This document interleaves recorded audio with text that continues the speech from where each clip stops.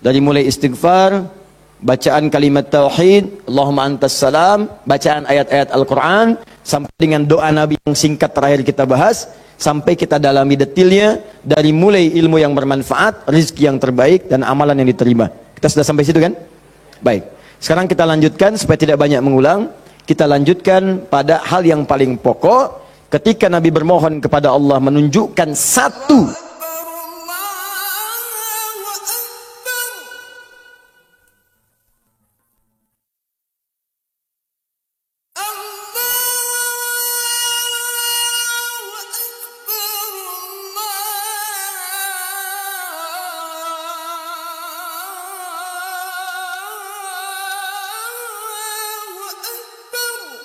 Quran surah keempat ayat 103. Allahu Akbar.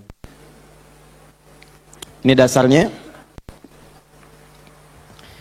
Fa'idha qadaytumus shalah. Quran surah 4 An-Nisa ayat 103. Paling kanan, agak sedikit ke tengah. Fa'idha qadaytumus shalah fadhkurullah.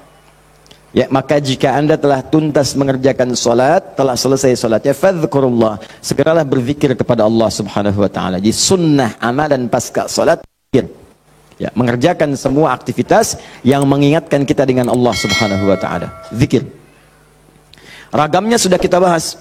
Ya, dari mulai istighfar, bacaan kalimat tauhid, Allahumma antas salam, bacaan ayat-ayat Al-Quran, sampai dengan doa Nabi yang singkat terakhir kita bahas, sampai kita dalami detailnya, dari mulai ilmu yang bermanfaat, rizki yang terbaik, dan amalan yang diterima. Kita sudah sampai situ kan?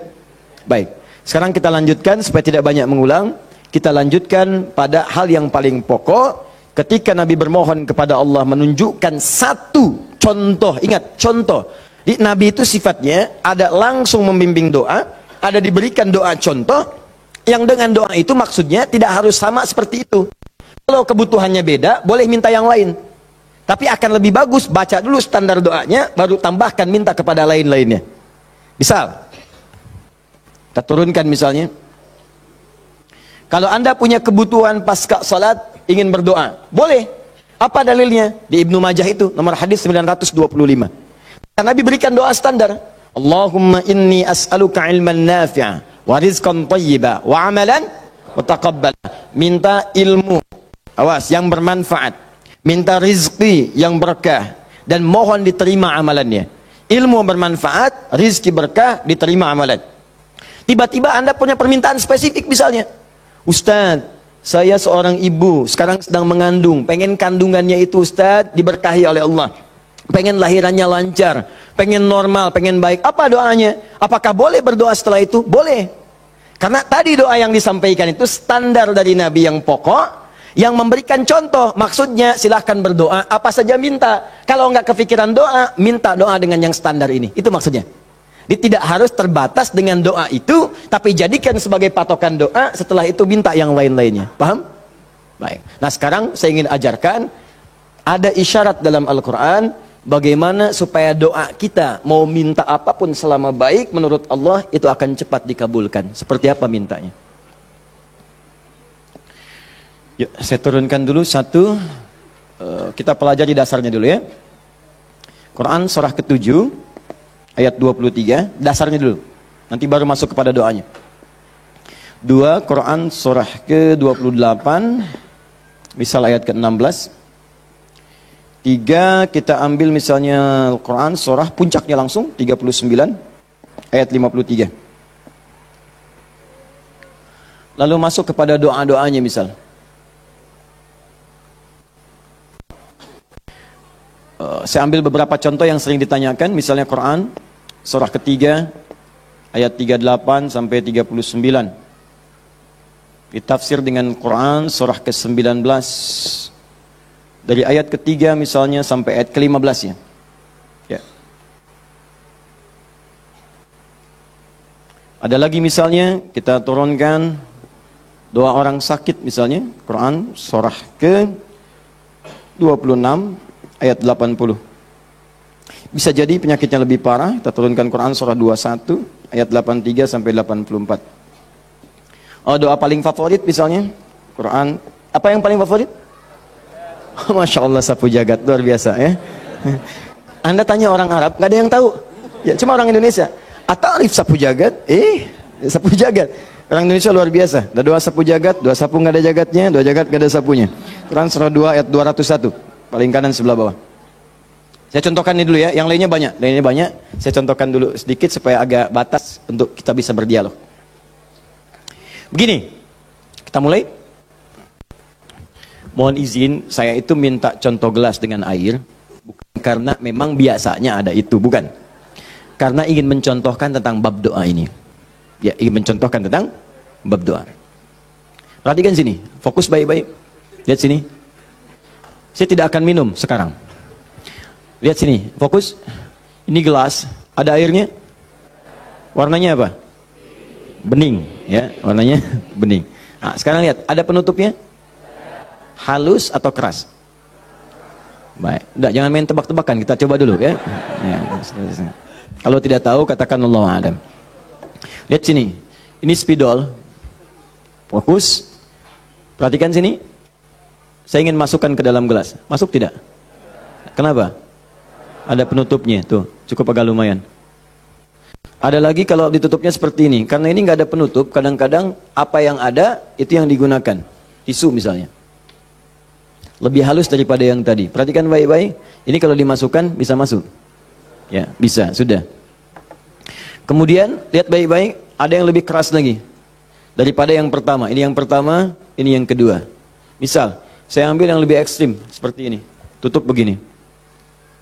Fokus. Ini mau dimasukkan sampai kapanpun, sampai kiamat kurang 2 hari, susah. Sulit luar biasa. Perhatikan baik-baik, fokus, fokus, fokus. Ada orang ingin bermohon kepada Allah Subhanahu wa ta'ala. Kalau tidak ada sekatnya, tidak ada penutupnya, baik yang pertama, yang kedua, apalagi yang ketiga, maka semua yang diminta mudah untuk masuk. Minta spidol, masuk.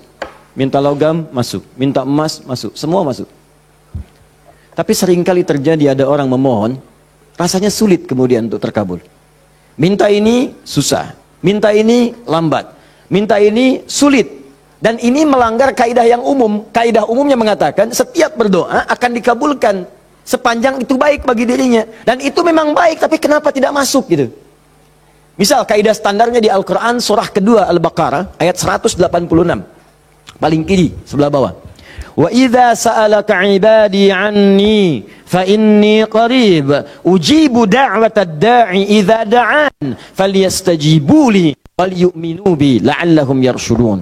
Kata Allah, Muhammad sallallahu alaihi wasallam, sampaikan kepada umatmu, jika kalian nanti ingin mencari Allah, kamu ditanya, ada yang ingin mencariku, mencari Allah, katakan padanya, enggak usah dicari, saya dekat. Itu memberi harapan. Saya sering sampaikan makna kalimat ini. Anda cari, tanya panitia, mana ustadznya? Dijawab, ustadznya belum ada berita. Dengan yang kedua, jangan khawatir Pak, sudah dekat. Mana yang paling menenangkan? Sudah dekat. Sudah dekat. Nah, ketika ada yang bertanya pada Muhammad, saya ingin mendekat kepada Allah. Jawab, gak usah repot, Allah dekat. Silahkan kau mendekat kepada Allah, dan Allah akan dekat dengan kita, silahkan. Psikologis memberikan harapan. Dan umumnya, orang yang mendekat kepada Allah, umumnya itu punya 2 kepentingan. Kalau bukan bertobat dari maksiat, yang kedua, punya permohonan ingin disampaikan. Makanya sebelum diungkapkan itu dijawab oleh Allah. Saya tahu paling hambaku kalau mau datang mau minta. Silahkan cek. Besok mau ujian, malam tahajud. Padahal kemarin enggak. Ya. Besok lamar pekerjaan, malamnya istighfar. Kemarin kemana aja John? Ya. Selalu seperti itu. Minta. Kata Allah. Lihat kalimatnya. Ujibu da'watad da'i idza da'an. Kapanpun hambaku minta, aku akan kabulkan. Jadi rumus doa itu kalau diminta dikabulkan. Jadi nggak ada doa yang tidak dijawab sepanjang yang diminta itu baik. Sepanjang yang diminta itu maslahat. 3 sifat jawabannya. Diberikan seketika, jadi begitu dia meminta seketika dikabulkan. Kalau dia membutuhkannya. Allahumma ya Rabb, Allahumma ya Rabb, Allahumma ya Rabb. Saya ingin berdakwah ya Allah dengan teknologi. Saya ingin niatkan ya Allah masuk ke ITB supaya dengan ilmu itu saya bisa mengembangkan teknologi untuk mendekatkan orang kepadamu. Minta dia malamnya, luluskan saya ya Allah. Besoknya keluar lulus. Kalau benar maslahatnya. Ada yang kedua. Ditunda itu sampai dia sanggup untuk menerimanya sebagai amanah kehidupannya. Tidak seketika dijawab, tapi nanti ketika dia sanggup baru diberikan. Karena kalau Allah berikan dalam hal tidak sanggup, tidak adil Allah. Karena Allah tidak memberikan ujian pada yang tidak sanggup. La yukallifullahu nafsan illa usaha. Jadi sekali lagi sering saya katakan, kalau Anda sedang diuji, jangan mengeluh. Karena Anda pun dipercaya oleh Allah. Allah yakin dengan Anda, kenapa Anda ragu?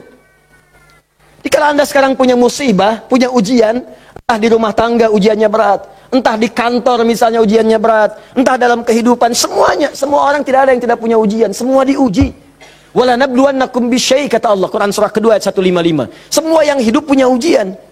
Dan sifat ujian itu tidak akan diberikan pada yang tidak sanggup. La yukallifullahu nafsan illa usaha. Kalau kamu nggak sanggup, saya nggak akan berikan, kata Allah. Jadi kalau ibu sedang punya ujian di rumah tangga, jangan mengeluh, Bu, seberat apapun, karena ibu itu sanggup. Allah percaya pada ibu, kenapa ibu nggak yakin? Antum punya ujian di kantor, berat rasanya Ustadz, betul memang berat, tapi Anda yang sanggup. Kalau ujian itu diberikan pada Adi Hidayat nggak sanggup. Anda hebat, kata Allah, kenapa Anda mengeluh? Ya Allah, kenapa saya? Ya Allah, ya emang kamu yang sanggup. Why me? Why not? Iya. Jadi semuanya itu ada ukurannya, nggak usah khawatir itu dengan itu semua. Ada takarannya, ya. Dan Allah itu punya sifat keadilan yang sangat luar biasa. Rizki adil, semua diberikan. Kadang-kadang itu nalar belum sanggup menalarnya. Yakin dulu iman, begitu iman hikmah datang. Kan dulu pernah saya sampaikan untuk analogi sederhana tentang cicak dan nyamuk. Masih ingat? Coba cicak, bagaimana beraktivitasnya? Merayap di mana? Dinding. Makanannya apa? Yang paling utama nyamuk. Nyamuk apa aktivitasnya? Terbang. Nyamuknya punya sayap, cicaknya tidak. Kan pernah saya sampaikan, kalau nyamuknya punya akal dan jenius, cicak jadi mainan. Cicak di dinding, dia dekat lampu. Cicak, ayo sini kalau berani. Alhamdulillah, hewan tidak diberi akal. Tapi bukan itu yang mau saya sampaikan. Keadilan Allah menjadikan cicak tetap mendapatkan makanan. Orang tua kita nggak punya banyak dalil. Cuman fitrahnya memberikan kepada kita gambaran-gambaran kehidupan. Dikatakan oleh mereka, cicak diam-diam. Bayangkan, yang Allah tuntut cak merayap. Rayap aja. Mau diam-diam, mau biasa. Dicontohkan diam-diam aja merayap. Diam-diam merayap. Teruskan, datang seekor nyamuk. Ketika cicak merayap, datang seekor nyamuk. Bukan cicak yang mendatangi nyamuk, nyamuk yang mendatangi cicak. Siapa yang memberikan dorongan nyamuk datang ke cicak? Allah. Jadi kalau dia mengerjakan ikhtiar dari Allah, maka datanglah hasilnya. Cicak, kamu merayap aja. Begitu merayap, datang seekor nyamuk. Selanjutnya, silahkan. Ya. Tangkap, selesai. Itu poin yang pertama. Jadi saya ingin berikan gambaran dalam kehidupan, ada unsur keadilan yang diberikan oleh Allah Subhanahu wa taala. Jadi yang pertama tadi langsung diberikan, yang kedua ditunda, dia saat sanggup menerimanya. Kalau nggak sanggup, nggak akan dikasih. Anda punya anak 5 tahun, ya, pengen minta hadiah pada Anda, bobo, motor, pengen minta motor. Anak 5 tahun pengen minta motor beneran, dibelikan nggak? Ya, Anda memang mampu, tapi pada saat itu nanti nak ya, Bapak belikan motor yang hebat. Sekarang motor yang ini dulu, motor-motoran. Setelah itu dia siap 2 tahun, 3 tahun, 4 tahun, 10 tahun ke depan diberikanlah motor itu. Apa karena Anda tak mampu membeli? Tidak, karena dia belum siap. Anda minta sekarang, tiba-tiba 10 tahun kemudian Anda dapatkan. Cuman saat dapat Anda nggak sadar kalau itu tuh hasil doa Anda yang dulu. Itu. Kadang-kadang demikian. Anda pengen jadi dokter, ujungnya kan dokter, masuknya pengen ke UI. Tiba-tiba keterimanya di Undip misalnya.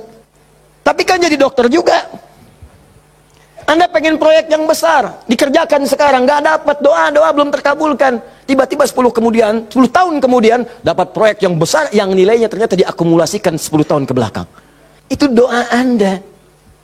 Kalau pengen bukti lebih dalam, betapa banyak orang tua yang berdoa sejak anaknya masih dalam kandungan. Pengen ini, pengen itu, dikabulkan setelah anaknya 20 tahun dia keluar dari kandungannya. Itu kan hasilnya. Makanya ketika anak sukses, kata Al-Quran surah ke-46 ayat ke-15, ada isyarat di sana. Kalau Anda sukses, jangan menilai dulu kesuksesan itu adalah hak Anda, kewajiban Anda atau atas jasa Anda. Barangkali Anda cuma 30%, 70%-nya ibu yang dulu pernah menangis di keheningan malam. Ya Allah, jadikan anak saya seorang insinyur, ya Allah. Ya Allah, jadikan anak saya, ya Allah, orang yang soleh. Ya Allah, jadikan anak saya si fulan. Bapak Anda yang dulu cuma makan singkong, datangnya ke sawah, kemudian kerjakan segala rupa, ya Allah, jadikan anak saya lebih hebat dibandingkan saya. Puluhan tahun yang lalu mereka bermohon kepada Allah, doanya terkabul ke puluhan tahun kemudian. Makanya ketika Anda berhasil, kata Al-Quran, jangan dulu merasa bangga, karena boleh jadi jasa terbesarnya jasa orang tua dulu. Makanya Ismail, perhatikan baik-baik. Ismail yang mendapatkan air zam-zamnya. Lihat. Bergerak kakinya, gerak, keluar. Tapi Anda jangan lupa, ketika Ismail kehausan, ibunya mencari air. Disimpan Ismail, dia bergerak tangan kakinya. Karena kalau anak itu sudah mulai haus baik, pasti tangan kaki itu bergerak. Tapi air nggak keluar. Kapan air keluar? Setelah Sayyidah Hajar bolak-balik. Safa Marwah, bermohon kepada Allah. Positif, berdoa, minta. Ketika kemudian bagian yang terakhir ketujuh itu berada kemudian di Marwah, tiba-tiba mendengar satu percikan air keluar. Kapan air keluar? Karena jejak kaki Ismail yang menendang kemudian ke arah pasir itu, malaikat mengepakkan sayapnya. Keluarlah. Kata ibunya, zam. Zam itu artinya kumpul jangan berhenti, kumpul jangan berhenti, kumpul jangan berhenti. Kalau kumpul saja mungkin berhenti, ijma, tahadda. Ini zam. Kumpul jangan berhenti, kumpul jangan berhenti. Sampai sekarang air itu selalu berkumpul, tidak pernah berhenti. Dikenallah dengan air zam-zam. Orang kebanyakan cuma minum zam-zamnya, tapi tidak pernah mendalami kisahnya. Di situ ada bakti orang tua, di situ ada sayang kepada ibu, di situ ada cinta kepada orang tua, dan sangat luar biasa. Poin ketiga, kadang-kadang meminta sesuatu yang A diberikan B oleh Allah. Karena boleh jadi, maaf, yang dimintakan itu tidak ada maslahat untuk kita. Dalilnya Quran surah kedua ayat 216, paling kiri sebelah atas. Kutiba alaikumul qitalu wa huwa kurhul lakum. Diwajibkan bagi kalian berjihad, berperang dalam konteks perang, medan perang. Tapi ada juga konteks umum dengan rumus tafsir, al-ibratu bi umumil lafzi la bi khususis sababi. Kalau ada lafaz dalam Al-Qur'an jangan dikhususkan pada sebabnya, sepanjang konteksnya umum. Perang terbesar, perang melawan perasaan kita. Perang melawan hawa nafsu. Perang melawan negative thinking, kadang-kadang negatif kepada Allah. Kenapa saya, ya Allah? Kenapa ini enggak berakhir, ya Allah? Kata Allah, "Hei, asa an takrahu syai'an fa huwa khairul lakum." Boleh jadi kamu enggak suka, tapi ini yang terbaik buat kamu. Kamu kan enggak tahu kapan wafat. Bukankah kalau saya belum kabulkan kamu rajin tahajud? Kamu rajin puasa? Kamu rajin baca Al-Quran? Kamu kemana aja selama ini? Mau wafat masih sibuk dunia. Saya pengen yang terbaik untukku sampai pulang ke akhirat. Dipaksa untuk mendapatkan itu. Kadang-kadang kamu pengen yang ini dunia, ini nggak bagus. Kamu pengen direktur, kamu maksiat banyak nanti di sana.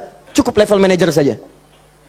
Wa asa an tuhibbu syai'an fa huwa syarrul lakum. Kadang-kadang yang ideal yang dipengenkan itu enggak bagus kata Allah. Kenapa? Wallahu ya'lamu wa antum la ta'lamun. Karena Allah tahu masa depan engkau tidak. Anda punya anak 5 tahun sakit dia, kata dokter jangan makan apel. Jeruk boleh enggak, Dok? Boleh. Maka anak itu merengek, "Mama, pengen apel." Kata mama, "Jangan, nak, enggak bagus. Apel." Dibelikanlah jeruk. "Ini kan jeruk, Mama." "Bukan, nak, ini jeruk rasa apel." Paham? Nah, jadi ini yang pertama, sifat doa itu kalau diminta pasti dikabulkan. Tapi ada segelintir orang yang ketika memohon ternyata tidak mendapatkan bagian itu. Apa persoalannya? Perhatikan hadisnya sahih sampai Al-Imam An-Nawawi mencantumkan ini dalam salah satu hadis di Al-Arba'innya. Tsumma dzakara rajula.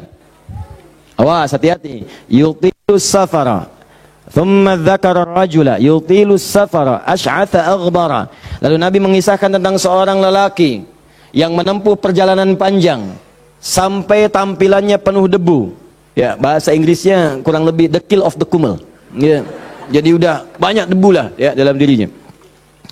Awas ya, yamuddu yadaihi ila sama, lalu mengangkat tangannya ke langit, ngangkat tangan. Nanti saya ajarkan fikih mengangkat tangan ya. Fayaqulu ya Rab, dan dia berkata ya Rab. Fokus sebentar. Orang ini kisahnya itu punya permohonan yang sangat berat ingin disampaikan. Penting permohonannya, sangat pengen dijawab. Lalu dia melihat cara doa cepat dikabulkan. Di antaranya ada tiga. Satu, doa dalam perjalanan.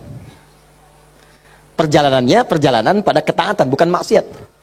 Awas hati-hati, bukan perjalanan maksiat dan bukan jalan-jalan biasa. Awas hati-hati.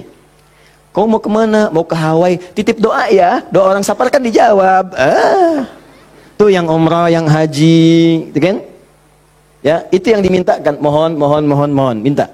Tapi kalau yang perjalanan maksiat tidak. Bro, mau ke mana? Las Vegas, titip doa ya. Itu belum dimohon dan ditolak. Ya, belum dimohon. Jadi, satu, menempuh perjalanan panjang. Kedua, orang yang mengangkat tangan. Jadi usahakan nanti saat berdoa itu biarkan mengangkat tangan. Nanti ada fikihnya. Ada yang cuma satu jari misalnya, ya, saat khutbah Jumat khatib ada. Ya, ada yang kemudian mengangkat tangannya, ada yang rendah, ada yang tinggi, ada yang posisi begini ada saat istisqa. Yang standar itu angkat kedua tangannya, ya, sejajar dengan dadanya di sini, sejajar. Sini ya. Dan nggak usah malu. Allah itu kan tidak akan malu untuk memberi. Justru Allah itu dalam hadis sahih, Allah akan merasa malu. Di sini bahasa kiasan, majas maksudnya. Membiarkan seseorang yang mengangkat tangannya kemudian dalam keadaan hampa, artinya tidak menjawab doanya. Dia ada seorang bertanya kepada Rasulullah, ya Rasulullah, bagaimana seorang berdoa mengangkat tangannya? Kemudian Nabi mengatakan, bagaimana menurutmu kalau ada seseorang meminta kepadamu menengadahkan tangannya begini? Ustaz, tolong Ustaz, tolong Ustaz. Di depannya langsung begini. Dua-duanya begini. Kata orang ini, saya malu kalau nggak ngasih. Saya malu kalau nggak ngasih. Maka kata Nabi, Allah lebih merasa malu. Karena Allah itu sifatnya lebih dalam dibandingkan dengan hamba. Rahmannya, rahimnya, pemberinya, wahabnya. Kata Nabi, Allah lebih merasa malu ketika membiarkan seorang mengangkat tangan memohon dan meninggalkan dalam keadaan hampa. Ya, jadi Anda mengangkat, itu biasanya sejajar dengan dada di sini yang standar. Kalau saya biasanya mendekatkan seperti ini dan menggabungkan di antara jemari di garis-garis yang ada ini. Kan garis kita itu kan ada garis kan, kanan kiri. Ya, biasanya kalau saya mendekatkan begitu kemudian menyatukan dan meluruskan lalu bermohon kepada Allah. Ya, nanti ada lagi fikih yang lain menghadap kiblat dalam keadaan berwudu ada, tapi poinnya mengangkat tangan. Ya, standarnya mengangkat sejajar dada. Boleh seperti ini renggang boleh. Mau dirapatkan seperti tadi boleh. Ya, saya memilih untuk yang merapatkan. Ya, silahkan bebas. Yang penting di sini ada dalil mengangkat tangan boleh saat berdoa. Baik, 2, 3, memohon didahului dengan al-asmaul husna. Memohon didahului dengan al-asmaul husna. Masih ingat yang pertama tadi apa? Safar, perjalanan jauh. Kedua, mengangkat tangan. Ketiga, dibuka atau didahului dengan al-asmaul husna. Ya, awas fokus. Dalilnya apa? Langsung dari Al-Quran dan Sunnahnya. Di Al-Quran misalnya Quran surah ke-17. Sudah? Dari ayat 110-nya. Ketika Allah sampaikan, Qulid Allah awid'ur rahman ayyamma tad'u falahul asmaul husna. Ada? Paling kanan, agak sedikit ke tengah. Qulid Allah. Hei, kalau kamu punya kebutuhan, panggil Allah. Panggil Allah. Bukan panggil dukun, bukan panggil paranormal, bukan panggil yang macam-macam. Panggil Allah, minta, karena Allah sudah janji. Allah sudah berjanji dalam kandungan kita. Di Quran surah ke-7 ayat 172. Wa idz akhadha rabbuka min bani adama min zuhurihim dzurriyyatahum wa ashhadahum ala anfusihim. Awas, alastu bi rabbikum? Qalu bala syahidna. Ketika Allah mengambil perjanjian pada setiap anak cucu Adam. Awas, hati-hati, sejak dalam masa kandungan. Di tafsir di Al-Arba'in, di hadis Nabi riwayat Abu Abdurrahman Abdullah bin Mas'ud radhiyallahu ta'ala anhu. Awas, nomor 4 posisinya di Al-Arba'in, paling kiri sebelah atas. Disampaikan, inna ahadakum yujma'u fi batni ummi, kata Nabi, 40 yawman nutfah, thumma yakunu 'alaqah, thumma yakunu mithla dhalika mudghah, thumma yursalu ilaihi al-malak. Awas, fayanfukhu fihi ar-ruh wa yaktubu bi arba'in, wa yu'maru bi katbi 40. Ya, bi katbi rizqihi wa ajalihi as'idun huwa am syaqiyyun. Awas, hati-hati. Dalam usia 4 bulan ditiupkan nafasnya. Awas, masuk ruhnya, ditiupkan ruh, bernafas dia, ditetapkanlah 4 hal, terjadilah perjanjian pada saat itu. Perjanjian pertama, alastu bi rabbikum, apakah engkau berikrar mau menjadikan aku sebagai Rabb? Siap? Apa? Kenapa menyebut Rabb? Padahal Allah bisa mengatakan begini, alastu ilahakum, alastu rahmanakum, tapi Allah mengatakan alastu bi rabbikum, bukankah aku Rabbmu? Rabb tidak disebutkan kecuali mengandung sifat rububiyah.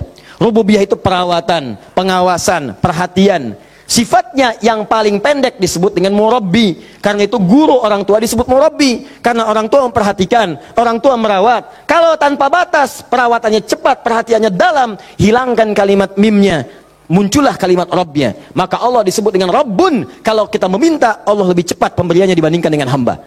Dan tidak ada batas. Rabbun, Rabbun, Rabbun. Makanya setiap kita minta, disebutkanlah kalimat Rabb itu. Silakan cek, setiap permintaan ada kalimat Rabbnya. Rabbana atina fid dunya hasanah wa fil akhirati hasanah wa qina adzabannar. Rabbana zalamna anfusana rabbighfirli wa liwalidayya la yukallifullahu nafsan illa laha ma wa 'alaiha mak Rabbana la tu'akhidna in nasina aw akhtana. Jadi kenapa disebutkan kata Rabb itu memberikan isyarat seakan-akan mengatakan begini, maukah engkau berikrar menjadikan aku, bersaksi aku sebagai Tuhan, nanti yang saat engkau hidup aku akan perhatikan kau. Aku akan berikan kebutuhanmu. Aku akan sembuhkan kalau sakit. Aku akan penuhi apa yang kau minta. Akulah Rabb dengan sifat rububiyahnya. Makanya setiap Anda minta Rabb, Rabb, Rabb, Rabb, Rabb, Rabb. Jelas? Saya kembalikan. Ketika Anda memohon kepada Allah, dahulukan dengan al-asmaul husna. Qul ud'ullah, panggil Allah, minta. Kalau ada masalah minta, ya Allah, ya Allah. Maaf ya, bukan bikin status. Bukan bikin status. Diuji dengan musibah yang dibikin status. Aku tidak menduga akan seperti ini.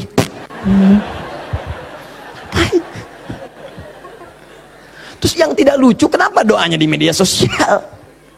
Doa itu di mihrab, doa di kamar, doa di masjid, bukan doa di Facebook. Ya, doa di Instagram, doa di Facebook. Aminkan ya, like. Apa yang mau dicari? Udah minta yang betul. Minta yang mohon dengan khusyuk. Mohon. Quran surah 7 ayat 205. Wadhkur rabbaka fi nafsika tadarruan wa khifatan wa dunal jahri minal qaul. Kalau butuh sesuatu, sebut nama Allah dalam jiwamu. Bukan dalam media sosialmu, bukan di WhatsAppmu, bukan di Instagrammu. Online-kan hatimu dengan Allah, minta dalam jiwamu dengan penuh ketundukan, dengan penuh kepasrahan, dengan penuh harap. Mohon ya Allah, ya Allah, ya Rabb, minta. Sebut namanya bagaimana, ya Allah, atau yang kedua Ar-Rahman, atau nah ini rumusnya, ayyamma tad'u, atau kapanpun kamu ingin panggil minta sama Allah, falahul asmaul husna. Carilah nama-nama terbaik yang Allah miliki sesuai dengan kebutuhanmu. Jadi Allah itu telah memberikan nama bagi dirinya sesuai kebutuhan kita. Panggil dengan nama itu. Misal ya, maaf. Anda terkait rezeki nih, mau bekerja, pengen rezeki yang berkah. Panggil namanya ya Allah, sambungkan dengan nama Asmaul Husnanya. Ya Allah, ya Razzaq. Teman-teman yang kuliah di kampus, di sekolah, besok mau ujian atau mau masuk sekolah belajar pertama, supaya diberikan ilmu yang dalam. Ya Allah, ya Alim. Allahumma faqihni fid din wa 'allimni ta'wil. Ya Allah, ya Alim, Rabbi zidni ilma warzuqni fahma. Ya Allah, ya Alim. Punya ujian berat, ya Allah, ya Sabr. Diganggu di pekerjaan, di aktivitas, ya Allah, ya Malik, ya Jabbar. Minta. Dan jangan semua harus disebutkan. Nanti yang tidak dibutuhkan jadi muncul. Ya Allah, ya Rahman, ya Rahim, ya Malik, ya Qudus. Memang boleh, nggak apa-apa. Kalau untuk ibadah, bacakan tuh boleh. Tapi kalau untuk bermohon, saya sarankan cari yang sesuai kebutuhan. Kalau mau ibadah dengan menyebut nama saja boleh, silakan. Tujuannya apa? Zikrullah bidzikri asma'il husna. Zikir kepada Allah dengan menyebut al-asmaul husna boleh. Ya Allah, ya Rahman, ya Rahim, ya Malik, ya Qudus, sampai akhir. Saya dulu ujian pertama kali masuk jurusan akidah, begitu masuk pertama kali, soal ujian di akidah itu cuma 3, tapi setiap akan menjawab 3 itu selalu harus dituliskan al-asmaul husna dari awal sampai akhir dengan hadisnya plus tafsirnya, baru boleh jawab soal. Betul, itu ujian saya dulu begitu. 3 soal, Anda bayangkan, setiap soal al-asmaul husna dulu, tulis dengan dalilnya, hadisnya. Hadis itu dibagi 2, hadis pokoknya, hadis klasifikasinya. Setelah itu tafsirnya, baru boleh jawab soal. Pertanyaannya mungkin gampang. Misalnya, berapakah rukun iman itu? Cuman sebelum dijawab, tulis dulu tadi itu. Ini spidol. Ini jari telunjuk saya. Abis ujian itu mirip nih, begini. Betul. Cuman saya nggak foto aja dulu itu. Ya. Saya pikir kenapa Ustadz saya begini ya. Akhir-akhir baru sadar saya. Allahu Akbar. Rupanya beliau ingin menanamkan kedekatan kita dengan Allah dimanapun berada. Sebab kalau kita mengingat, menuliskan terus, maka dia akan sampai apa yang kita tuliskan merasap ke dalam tangan kita. Minimal jadi saksi di hari kiamat. Ya, di penanya, di hati kitanya, di bawahnya, sehingga ingin merasakan taqarrub ilallah dalam setiap keadaan kita. Cari itu. Dapatkan, mintakan. Mohon. Nah, 3 syarat ini terpenuhi di orang tadi. Perhatikan, perjalanan jauh dia tempuh. Sampai tadi banyak debu. Angkat tangan diangkat, yamudu yadayhi ilas sama. 3 dia minta dengan al-asmaul husna. 3-tiganya lengkap. Seharusnya doa dia dikabulkan 3 kali lebih cepat dari orang biasa. Karena 3 hal tadi dipenuhi. Qurannya ada, hadisnya ada. Bahkan Said Sabiq itu pernah menulis kitab Al-Aqaid Al-Islamiyah. Dalam bab al-asmaul husna disebutkan hadisnya populer. Hampir kalimat-kalimat tauhid di kitab-kitab hadis ada hadis ini. Seorang setelah menunaikan salat kemudian berdoa kepada Allah Subhanahu wa taala di samping Nabi sallallahu alaihi wasallam, dia berkata, "Allahumma ya Allahul Ahad, ya Allahul Ahadus Samad, alladzi lam yalid wa lam yulad wa lam yakul lahu kufuwan ahad, Allahumma ighfirli." Dia sebelum mintanya Allahumma ighfirli, tapi sebelum minta didahului dengan al-asmaul husna. Kata Nabi, "Atadri madza tad'u? Atadri madza da'ut?" Tahukah engkau bagaimana engkau baru saja berdoa? Allah wa Rasulullah alam, saya enggak tahu ya Rasulullah maksudnya apa.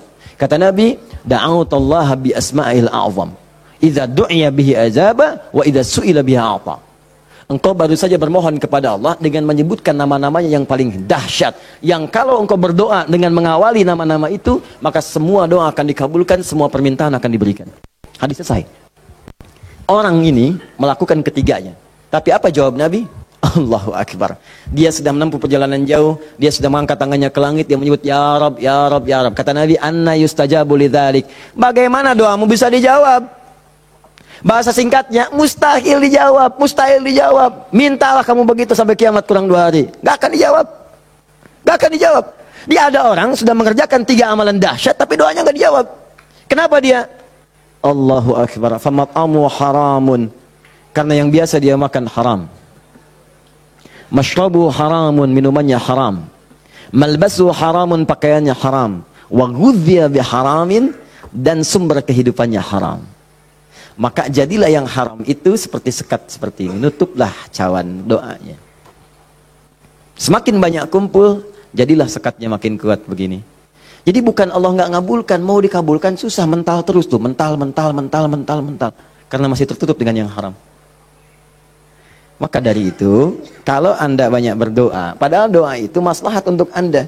Secara umum seharusnya dikabulkan secara umum. Tapi tiba-tiba kok aneh gitu. Enggak lagi. Coba lihat, mungkin ada sekat dalam diri Anda. Mungkin ada maksiat, ada yang haram pernah dikerjakan. Buka dulu, buka cawannya. Keluarkan yang haramnya. Buka. Bagaimana membuka itu? Inilah yang tadi kita contohkan dengan ayat-ayat tadi. Tidak ada manusia yang sempurna. Yang sempurna makhluk diciptakan. Makhluk yang sempurna itu cuma malaikat.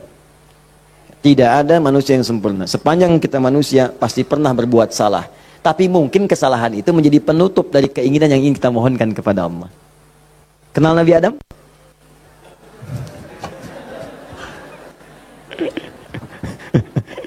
Alhamdulillah. Habis puasa dapat Lailatul Qadar, kenal Nabi Adam. Nabi Adam itu manusia pertama yang diciptakan. Kemudian ditempatkan di surga. Surga miniatur, tugas pokoknya sebagai khalifah. Bukan surga yang akan kita tinggali nanti. Secara singkat, di surga itu diberikan 2 sifatnya, baik sebagai nabi ataupun sebagai manusia. Untuk pelajaran bagi kita anak cucunya. Disebut Bani Adam, semua anak manusia yang lahir sampai dengan nanti kiamat menjelang, itu semua anak cucu Adam. Ingat ya? Disebut Bani Adam. Bani itu anak cucu sampai habis. Bani anak cucu. Jadi semua berasal dari Adam. Jangan pernah dengarkan, jangan pernah mau menyimak kalau ada orang mengatakan manusia bukan berasal dari Adam. Kalau ada yang mengatakan manusia berasal dari monyet, nggak usah dengarkan. Bilang aja kalau Anda berasal dari monyet, silakan. Jangan ngajak-ngajak saya. Ya, Bani Adam. Nah, ketika dimasukkan ke surga, maka nikmat surga itu kan diberikan, jaminan kan, Nabi kan dijamin kan, Rasul dijamin kan.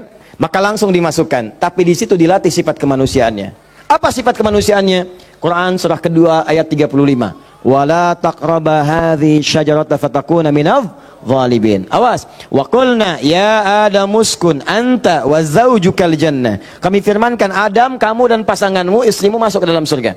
Wa kula minha haitsu syi'tuma ragadan haitsu syi'tuma. Silakan nikmati semua kenikmatan di surga. Wala taqraba. Tapi jangan dekati ini. Jangan sentuh yang ini. Hadhi syajarata, pohon yang ini. Sentuh pun gak boleh, mendekat gak boleh. Awas. Jadi nanti ada yang dahsyat, larang itu, larang. Perintahnya ada yang mendekat pun gak boleh. Apalagi dikerjakan. Zina, perintahnya wala taqrabu zina, jangan dekat-dekat. Jadi kalau ada perintah dalam Al-Quran jangan dekat-dekat, berarti dosanya gede, besar. Mendekat ya gak boleh. Kalau dikerjakan makin dahsyat dosanya. Makanya zina masuk ke dalam sab'ul mubiqat, 7 dosa besar. Dekat-dekat aja nggak boleh. Nah, cuman psikologi masyarakat sekarang itu, kalau nggak boleh dekat-dekat, makin penasaran. Itu yang jadi masalah. Makanya di Quran itu seringkali tegas.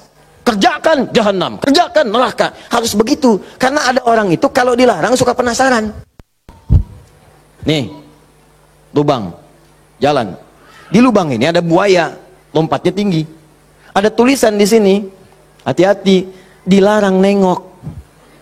Lewat. Apa sih ini? Penasaran.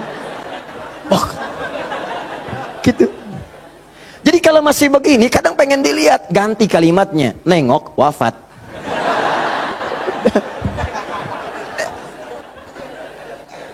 Selesai. Udah. Itu sederhana gitu. Ya, makanya banyak kalimat di Quran tuh begitu. Hati-hati. Ya, orang yang merencanakan pembunuhan berencana, Quran surah 4 misalnya kan, An-Nisa. Ya, misal, dia ayat ke 92-nya.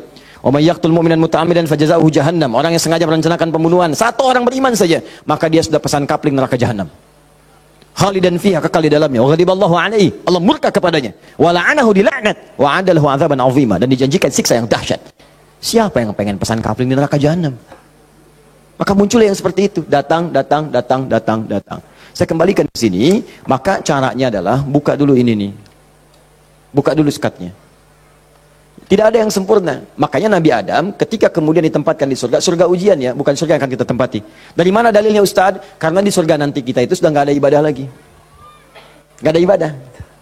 Nggak ada yang salat lagi, nggak ada yang puasa lagi. Cukup di dunia aja. Di akhirat tinggal mendapatkan hasilnya. Kita panen nanti. Ya. Ya, jangan terlampau soleh, cita-cita di surga supaya bisa sholat tahajud. Allah, bapak itu terlampau soleh. Udah tahajud di dunia aja, nyampe sana tinggal nikmati. Tinggal dinikmati. Kebiasaan dunia masuk semua. Ya Allah, makan nikmat, pengen anggur, gak usah jauh-jauh, tinggal ngambil. Masya Allah. Ustadz merokok boleh nggak? Oh, silakan, ambil apinya di neraka.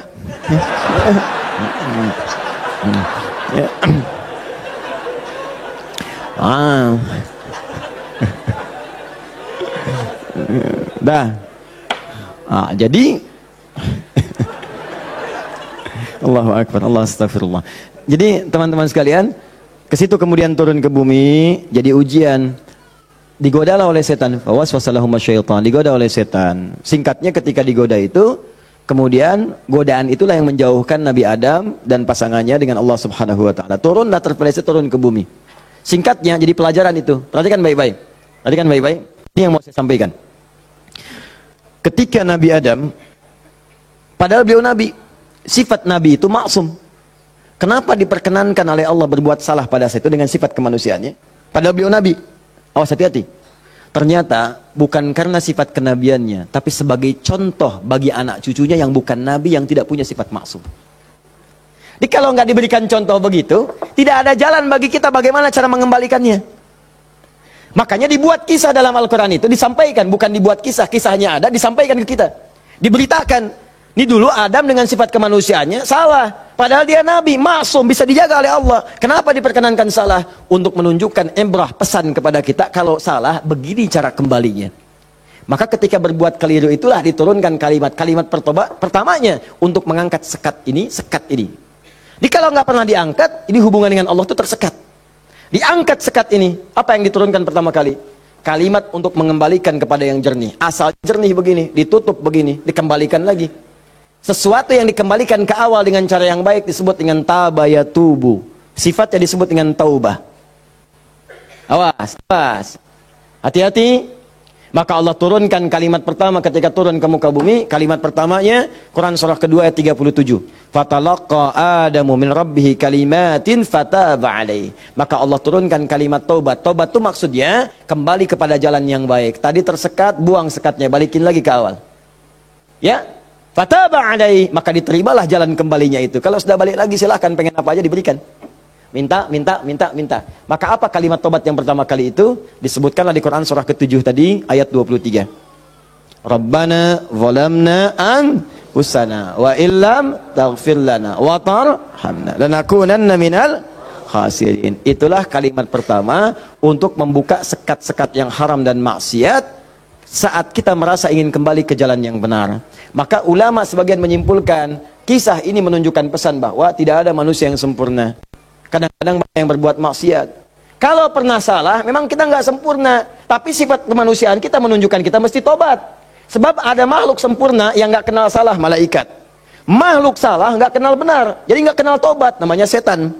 Ada makhluk tengah-tengah, kadang benar, kadang salah. Ketika salah dia kembali kepada yang benar, namanya manusia. Jadi bedanya manusia dengan malaikat, malaikat nggak pernah salah, manusia salah. Bedanya manusia dengan setan, setan salah nggak mau tobat, manusia salah pasti tobat.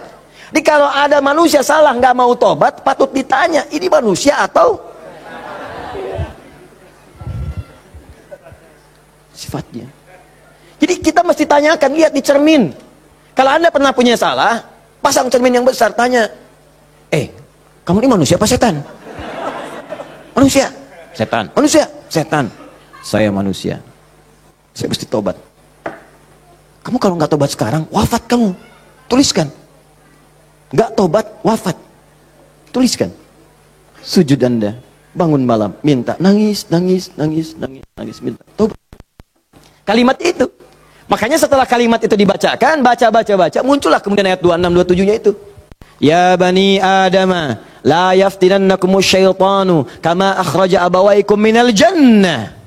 Hei anak cucu Adam, anak cucuku, disebut anak cucu. Jadi kisah tadi itu buat kita yang bukan nabi, bukan rasul. Jangan sampai kamu digagalkan oleh setan, digoda setan. Seperti dulu bapak ibumu, kakek nenekmu, dipelesetkan begitu. Kamu jangan sampai terjadi seperti itu lagi. Kalau kejadian, begini cara pulangnya. Makanya kalau ingin berdoa, pertama kali sebelum meminta lulus ujian kah, lancar rezeki kah, damai di rumah tangga, buka dulu skatnya. Supaya apa yang kita minta mudah masuk semuanya. Jelas? Buka.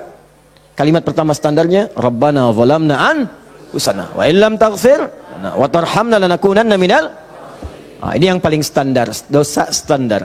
Ya, dosa standar itu jangan dipahami harus dilakukan, tidak. Ya, kalau dikerjakan, begini awal membuka sekatnya. Paham? Saya cepat. 2, agak naik level dosanya. Ini satu contoh dosa ini agak besar yang ini. Bahkan dosanya bisa lebih dahsyat kalau direncanakan, diniatkan. Misal, maaf ya, maaf.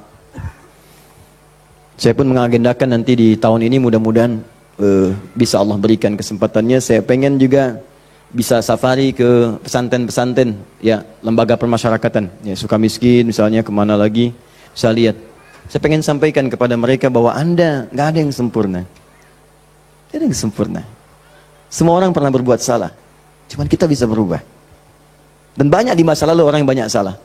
Ada pemabuk, pezina, pembunuh, dan mereka memilih tobat. Dan ternyata dijamin surga oleh Allah Subhanahu Wa Taala lewat lisan Nabi. Kenapa kita nggak bisa? Ini dosa yang pernah dilakukan dalam kasus pembunuhan. Kalau yang ini tidak sengaja, sifatnya tidak sengaja. Ini contoh, diperkenankan oleh Allah sebagai contoh. Kalau orang berbuat seperti itu, bagaimana cara baliknya? Kenal Nabi Musa? Kenal. Luar biasa, Nabi Adam kenal, Nabi Musa kenal. Jangan-jangan Fir'aun juga kenal. Ya Allah. Saya tuh kalau Fir'aun suka ingat suka bumi itu hubud dunia. Suka bumi hubud dunia, suka hubun bumi dunia. Saya tanya di panggung, ada yang kenal Fir'aun? Kenal, Masya Allah. Di sini masih agak mendingan lah, Nabi Adam, Nabi Musa. Sana Fir'aun. Nabi Musa paham semua kisahnya. Secara singkat, kemudian sedang beliau berpetualang. Secara singkat ya, jalan menemukan 2 orang berselisih. Berselisih sampai mau berantem, dipisah sama Nabi Musa. Dipisah. Udah dipisah sama beliau, pisah, jangan begini, ini gak bagus. Dipisahin singkatnya. Saat dipisahin itu, ini belum ada pengangkatan sebagai nabi, ya. Saat dipisahkan itu, tiba kemudian ternyata salah satu yang berselisih itu adalah dari kelompoknya, kampungnya lah, golongannya, sama-sama tanah kusir misalnya gitu kan. Malah ngadu, Musa kamu gimana? Kamu kan teman saya, sekampung kita nih, ini merendahkan kita nih. Ayo keroyak bareng-bareng. Ini provokasi kata Musa, diluruskan oleh Musa, diluruskan. Begitu diluruskan, masih ngotot, diberi pelajaran, tampar oleh Musa. Nabi Musa itu kekuatannya, teman-teman sekalian, setiap nabi itu punya kekuatan 10 kali laki-laki biasa. Dan Nabi Musa terkenal sebagai nabi juga yang paling kuat. Tampar, wafat. Nabi Musa. Alhamdulillah Nabi kita Nabi Muhammad. Ya, Nabi Musa juga baik, semua nabi baik, semua nabi baik. Ingat, jangan dipotong kalimat saya, nabi kita semuanya baik. Semua baik, semua baik, semua baik. Semuanya baik, semuanya baik. Baik, tampar, wafat. Begitu ditampar, padahal Musa melakukan sesuatu yang benar dan gak ada niat, memberi pelajaran aja niat. niatnya mau beli pelajaran, bagus, memang benar. Tapi begitu kemudian dia wafat, ada perasaan bersalah. Apa doanya kemudian pada saat itu diabadikan dalam Al-Quran? Rabbi inni zalamtu nafsi faghfirli. Yang indah fataba alaih. Rabbi inni zalamtu nafsi. Ya Allah, aku salah, zalim saya. Padahal nggak diniatin loh Pak Bu, nggak diniatin, cuman kejadian gitu kan. Dan itu belum ada pengangkatan sebagai nabi, belum. Nanti diangkatnya setelah bertemu nanti kisah yang lainnya. Ini secara singkatnya, terjadilah peristiwa itu, lalu turunlah kemudian diabadikan doanya dalam Al-Quran. Rabbi inni zalamtu nafsi. Jadi kalau ada di antara kita, misal pernah berbuat, siapapun tingkat kesalahannya sampai ke sini, tidak sengaja, atau pernah berbuat yang serupa, cepat taubat. Karena kalimatnya sudah turun. Nanti kalau sampai hari kiamat gak taubat, lebih berat lagi. Coba mau berkata apa di hadapan Allah Subhanahu Wa Taala? Hei, aku kan dah turunkan kalimat di bumi supaya kamu tobat. Kamu kan pernah bunuh orang kan? Tanggal sekian, jam sekian, kamu kejar-kejar, kamu tembak, kamu bom, kamu bunuh, kamu tusuk, kamu pukul, kamu macam-macam kan? Ada semua rekamannya terbuka. Aku turunkan kalimat tobat lengkap dengan kisah tuntunannya. Kenapa kamu nggak tobat? Mau jawab apa? Allah sudah kasih cara pulang tapi nggak digunakan. Allah nggak salah kan di situ? Diturunkan kalimatnya dan bahkan dijamin fataba alaih, diampuni oleh Allah. Ayo balik lagi. Makanya 2000 tahun setelah Nabi Musa lahir Nabi Muhammad SAW, itu diantara sahabat-sahabat yang jadi sahabat terbaiknya. Kan dulu banyak yang hobinya juga begitu, jahiliyah. Ada yang hobinya berkelahi. Kenal Umar bin Khattab? Umar bin Khattab radhiyallahu ta'ala anhu luar biasa, tegas, kekar. Wah, senang duel sebelum masuk Islam. Siapa yang berani dengan saya? Ayo naik ke bukit itu, Jabal Qubais ditunjuk, bukit paling favorit. Naik ke sana, yang sekarang ada istana raja di situ. Ya di samping Zam-Zam itu. Naik. Sebelum berduel dengan saya, pamit dulu pada ibu yang telah melahirkannya karena dia akan pulang tanpa nama. Umar, Allahu Akbar. Apa yang terjadi? Masuk Islam halus. Toha, tersentuh, masuk Islam. Lalu kasarnya berubah menjadi tegas, dipakai melindungi Nabi SAW, dipakai menegakkan syariat dengan baik. Kehalusannya muncul sampai datang tengok orang jadi khalifah, perhatikan orang, luar biasa. Tegasnya muncul. Ya, waktu Abdullah bin Ubay bin Salul itu seorang munafik, kalau sholat di belakang Nabi saf paling depan, tapi begitu bubar, provokator paling pertama Abdullah bin Ubay bin Salul. Begitu keluar, Muhammad nih SAW, mecah belah kita aja. Datang ke sini pengen jadi pemimpin. Dia punya masjid sini, kita bikin masjid yang lain. Bikin dirar. Selalu dipecah. Orang dah siap-siap perang Uhud, di pertengahan jalan diprovokasi. Balik aja balik. Pasukan musuh lebih kuat. Ayo balik-balik. Sepertiga berputar desersi. Anda bayangkan. Tapi apakah Nabi langsung menghukumi? Tidak. Nabi kenapa nggak dihukumi? Umar, gregetan saya. Ya, kata Nabi, kan belum jelas kelihatan nampaknya. Nanti jadi fitnah. Pecah nanti semuanya. Karena dia masih dianggap pemimpin di kalangan yang lainnya. Biarlah nampak nanti Allah berikan hujahnya untuk dia. Satu kali, tapi kalau di depan baik, di belakang menusuk dari belakang. Satu kali sakit. Begitu saat sakit itu, anak Abdullah bin Ubay bin Salul, anaknya namanya Abdullah, baik, soleh. Nah ini juga jangan simpulkan kalau keluarga misalnya bapaknya nggak bagus, pasti anaknya nggak bagus. Belum tentu. Belum tentu. Kenal Abu Jahal? Anaknya Ikrimah. Bapaknya musuh Nabi luar biasa, anaknya pembela Nabi yang paling hebat, penunggang kuda yang dahsyat, saf paling depan kalau jihad. Sampai Nabi itu dengan menghormati Ikrimah tidak pernah menyebut Abu Jahal di depan Ikrimah.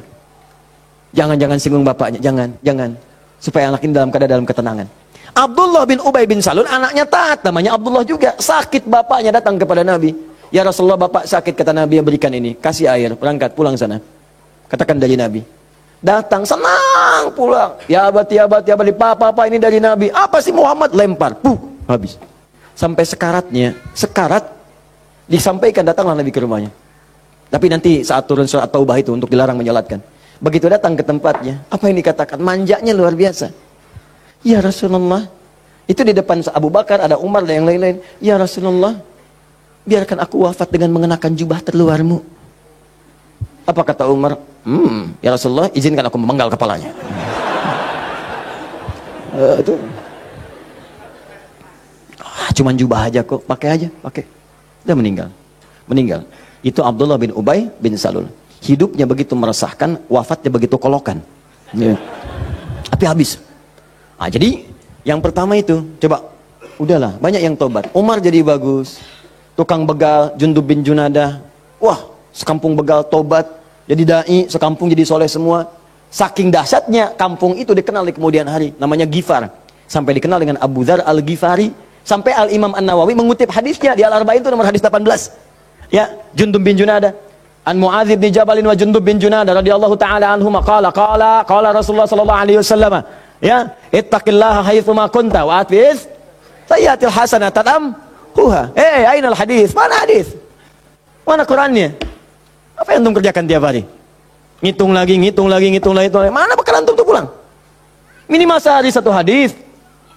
Ambil, walaupun enggak hafal hadis kan enggak mesti hafal, baca hadisnya, lihat terjemahannya, amalkan isinya. Buka konsepnya. 57 hadis kitab iman, tiap hari baca satu. Antum pebisnis, keluarkan hadis-hadis bisnis, tiap hari satu. Kalau Al-Quran hafalkan, satu hari satu ayat, tak apa-apa. Pulang punya hujah di hadapan Allah. Di tiap hari ngitung-ngitung dunia, wafat tinggal semua. Apa yang mau antum ambil? Berharap surga lagi. Bertakwalah kepada Allah, mulai yang baik. Jundub bin Junadah taubat, dikenal dengan Abu Dzar al-Ghifari. Nah, puncaknya, mungkin ada orang pernah juga lebih daripada ini. Dia berzina, dia mabuk, dia macam-macam. Pokoknya mengoleksi dosa lah. Ya, orang ngoleksi mobil, ngoleksi musab, dia ngoleksi dosa. Jadi kalau nggak berdosa itu nggak enak. Kamu ngapain aja, si fulan sudah begini. Oh, masa besok saya lakukan yang lebih daripada itu. Jadi ngoleksi dosa, tumpuk dia. Yang begini pun, itu masih diberikan kesempatan Allah dengan oleh Allah diturunkan satu kalimat. Yang kalau dikerjakan, diamalkan isinya, diterima taubatnya. Turunlah Quran surah 39 ayat 53 tadi. Qul ya ibadiyalladzina asrafu ala anfusihim la taqnatu min rahmatillah. Muhammad katakan pada hamba-hambaku yang dosanya sudah israf. Israf itu melebihi dasar cukup. Lebih. Mubazir. Banyak. Datang ke pernikahan, ada prasmanan, orang sekali dia 10 kali. Israf. Balik. Israf. Ini ada israf dalam dosa. Itu pun kalau mau taubat kata Allah, la taqnatu min rahmatillah. Jangan dari rahmat Allah. Innallaha yaghfirudz dzunuba, Allah ya Rahman. Allah ya Rahim. Allah akan mengampuni semua jenis dosa sepanjang engkau mau taubat. Ini kadang-kadang Allahnya sudah pengen ngampunin, manusia yang nggak pengen. Fir'aun kan gitu, kurang apa lagi diutus 2 nabi langsung. Musa dengan Harun, idhaba ila fir'auna innahu tagha. Quran surah 20 ayat 43 sampai 44. Musa Harun pergilah ke Fir'aun, dia sudah mulai menyimpang. Faqula lahu qawlan layyina la'allahu yatadzakkaru wa yakhsha. Katakan kepadanya dengan lembut, mungkin dengan kelembutan itu dia sadar dan mau bertobat. Enggak mau. Musa, gua kan Tuhan yang gede, ana rabbukumul a'la. Marah, nantang, mau bunuh dan sebagainya. Sudah, selesailah dia tenggelam di lautan. Ya, jadi mumi. Teman-teman, ini jadi gambarannya, buka dulu sekatnya. Kalau dibuka, ini yang terakhir, kalau dibuka begini, ternyata bukan cuma sekatnya, dalamnya kotor. Kotor. Kalau ini kan masih bersih, diminum juga bisa. Masa sih Ustadz? Betul, contoh, bismillah. Alhamdulillah. Ini ya. Bersih. Tapi kalau kotor, siapa yang mau minum? Tidak ada. Maka kalau minuman bercampur kotor, di sini ada kotoran misalnya kan? Ya, maaf. Masuklah kotoran yang sudah bernajis, kotor. Apakah mungkin akan diminum? Tidak. Yang dilakukan pasti akan dibuang dulu, cuci dulu. Jadi kadang-kadang sekatnya sudah dibuka, tapi haramnya belum keluar. Memang taubat dari dosa-dosa, misalnya, mohon maaf, dosa untuk menipu. Awas, dosa pencurian. Taubat betul, cuman barang yang dicuri dikembaliin dulu. Dosa dari ngutangin orang, betul. Dosanya taubat, cuman utang bayar lunas dulu. Bukan bermusafah kemudian lunas dosanya, tidak. Lunas utangnya, tidak. Maka ada hal-hal tertentu yang ketika saat dilakukan, sekatnya mesti dibuka, yang kotornya mesti dikeluarkan. Taubat dari dosa musyrik, taubat bagus. Cuman keris yang dimusyrikan, pedang yang dimusyrikan, batu-batu yang dimusyrikan, buang dulu. Buang dulu. Tato-tato, gambar-gambar, kan? Aku tuh kalau melihat Lionel Messi, rasanya main bola aku jadi bagus deh. Sampai dibikin tato misalnya. Musyrik. Hati-hati. Musyrik. Buang. Taubat, buang dulu. Begitu sudah dibuang, nanti Anda akan lihat, kerjakan amal soleh. Jadi jika yang salah itu hilang, yang soleh muncul. Kalau sudah yang soleh muncul, Anda nggak minta pun dikasih. Nggak percaya, silahkan buktikan. Bedakan rasanya, rasakan bedanya, dan pasti akan terasa bedanya. Akan lain. Demi Allah saya katakan akan lain. Paham di sini? Nah, jadi sebelum meminta, saya harap coba Anda kerjakan dulu ini. Setelah itu silahkan minta, mohon. Usahakan kalau minta, pertama punya wudhu ya. Ini dianjurkan, disunnahkan dalam setiap keadaan. Jadi usahakan wudhu itu selalu ada. Kalau batal, nggak sempat ada air, tayamum. Ya, saya mendengarkan guru-guru saya, ulama-ulama, salafus saleh, orang-orang saleh membiasakan berwudhu. Saya coba ikutin, ternyata manfaatnya luar biasa. Dan jadinya di kebiasaan. Jadi kalau kita nggak berwudhu nggak enak. Ya, wudhu. Kalau Anda biasakan seperti itu, nah biasa nanti saat berdoanya enak. Ya, pertama wudhu dengan baik. Kedua, pastikan semua aktivitas kita dikerjakan dengan yang halal. Jadi jangan pernah sentuh yang haram-haram. Pakaian, jauhkan dari yang haram. Makanan, perangkat itu jauhkan dari yang haram. Nanti ada kenikmatan tersendiri. Kedua, yang ketiga, menghadap ke arah kiblat kalau mampu. Kalau tidak, seadanya. Ya, seadanya saja. Nah, misal, mohon maaf, sedang di pesawat, kan? Apalagi jadi pilot, ya kan? Menghadap ke arah kiblat. Jadi bahaya, gitu kan? Nah, jadi sesuaikan, sesuai dengan keadaannya. Minta. Jadi pertama apa? Punya wudhu. Kedua, bersihkan dari yang haram, yang tidak baik. Yang ketiga, kalau mampu menghadap kiblat. Kalau tidak, seadanya kemudian meminta. Ya, lalu yang keempat tadi masih ingat? Dengan al-asmaul husna. Yang kelima, angkat tangannya. Kalau memang di situ diperkenankan mengangkat tangan. Nanti kalau sudah seperti itu, silahkan pilih doa-doanya. Ini doa yang sudah menikah, yang kemudian belum mendapat keturunan. Ini doanya. Quran surah ketiga, ayat 38 sampai 39. Tambah Quran surah 19, ayat 3 sampai 15. Kalau bisa dilakukan di mihrab. Jadi di rumah bikin mihrab. Nggak harus ada ruangan. Sehamparan sejadah, kalau memang ruangannya terbatas, sehamparan sejadah, tapi minta dengan benar. Ya, minta dengan benar. Dan yakin kepada Al-Quran. Ya, yakin, Ustaz, sama Allah aja, yang lain jangan disebut.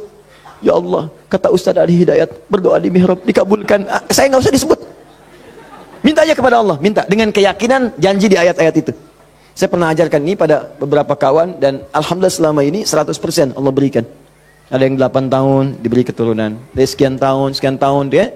Tapi yang paling indah ketika disampaikan, udah 8 tahun Ustaz, saya udah sekian tahun Ustaz. Sampaikan, nih saya tuh bukan karena saya bilang, tapi saya belajar dari Quran katanya seperti ini. Coba deh, yakin sama Allah, minta.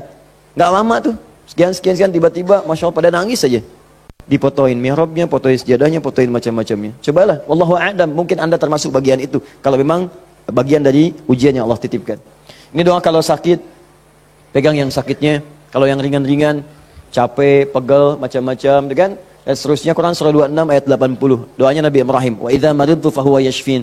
Kalau aku sakit, pasti Allah sembuhkan. Pasti Allah sembuhkan. Pasti Allah sembuhkan.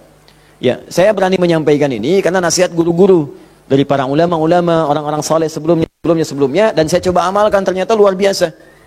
Ya, apa Anda nggak kira ceramah dalam sehari 4, 5 kali, 6 kali? Kadang ceramah suaranya luar biasa. Harus kadang-kadang teriak-teriak yang nggak jelas tuh kan.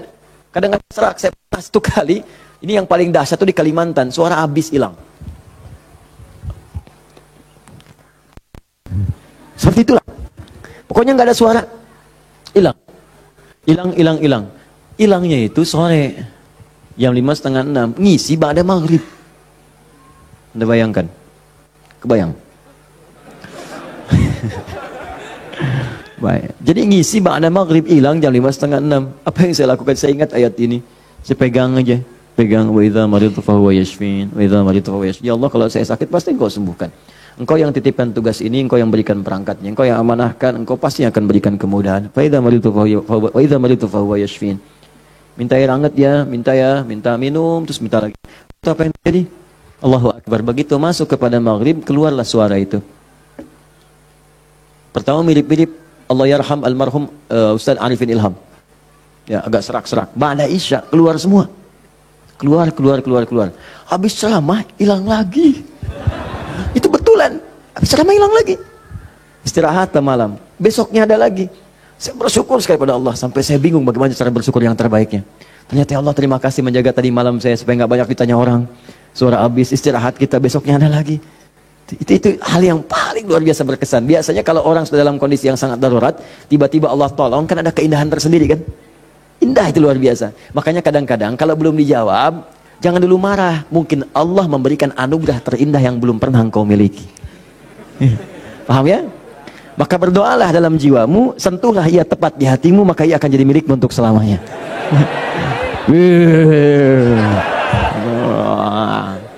Catat. Nah, kalau penyakitnya parah, kata dokter nggak bisa, yang ini Quran surah 21 ayat 83 sampai 84. Ini sering saya sampaikan. Kalau umum, semua umum pengen baik-baik umum, ya inilah. Yang tadi kata antum sapu jagat ya. Berarti banyak di Quran doa supaya anak misalnya rajin sholat, keluarga bagus, turunan baik, doa sejak dalam kandungan. Ada sebuah, saya pernah sampaikan kok dalam keterangan yang cepat ya. Disilahkan, ada banyak indeks sekarang, ada banyak buku-buku, tinggal dikeluarkan. Kalau saya boleh pesan, sebetulnya kalau mau komplit, beli aja buku hadis.